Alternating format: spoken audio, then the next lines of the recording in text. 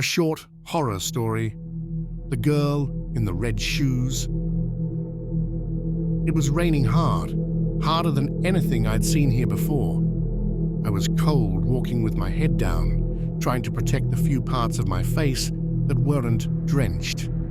I recall a calmness that night, just peace with the sound of the rain. I lived in a kind of busy small town. It was old though, not many cars, so the rain was all you could hear. Nobody wanted to be out in the rain driving or not. I had to.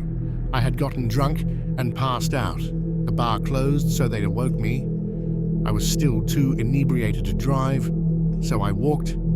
I was almost home before something red caught my eyes.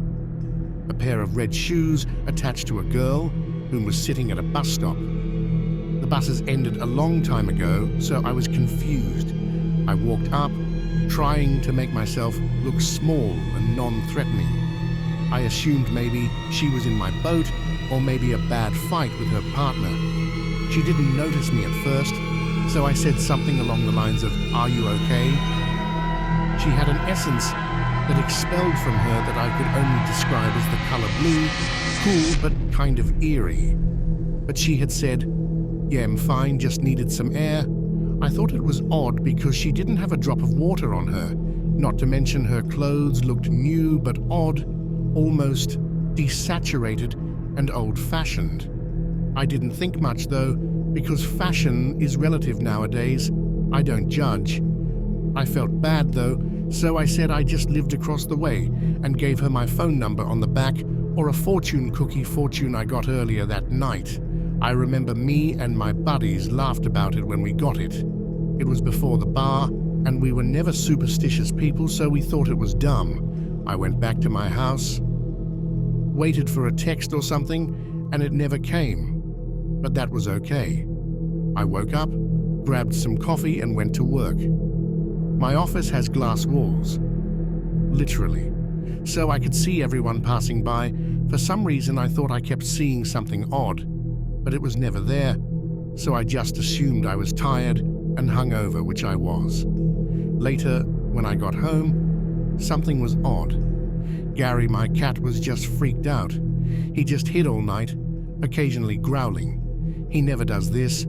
He's the sweetest cat I know, so I took him to the vet. Nothing was wrong, so I was confused, but they gave him a little sedative to relax. I laid in bed that night, weirded out and not able to sleep. I decided to go downstairs, and then I saw it again. The flashes in the office. But this time, it was more visible. A red flash. A familiar red. I was freaked out, but thought I was just worried about Gary. I had slept horribly, but still. I saw her again that day, though, at the same bus stop. I hurried by, though, because honestly at that point, I thought she possibly could have been stalking me. At work, I saw the same red flash in the corners of my eyes and asked my buddy if I could see the security camera's previous feed. He obliged because I was actually kind of scared, and I think he could tell. But nothing. I ask my boss if I can go home. He says yes, and I go.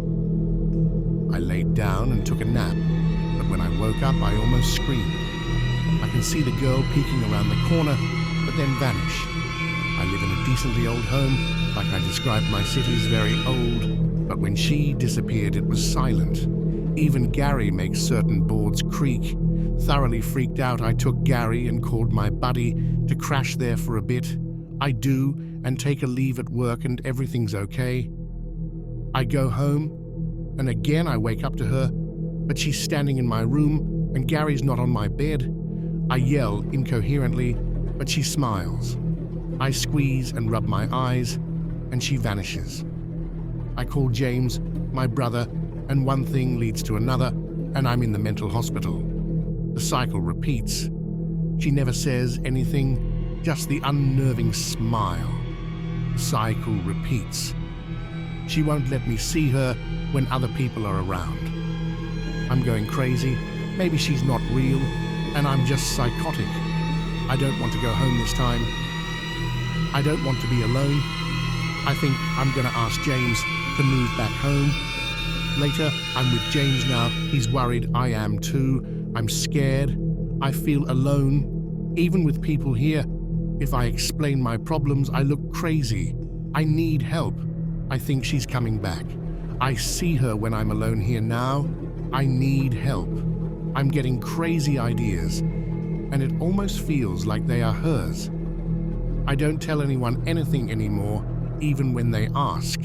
I can feel the tension growing. I get thoughts about hurting myself or others. I feel like I can't do anything without risk, so I think I'm going on one last drive. Don't forget to subscribe for more.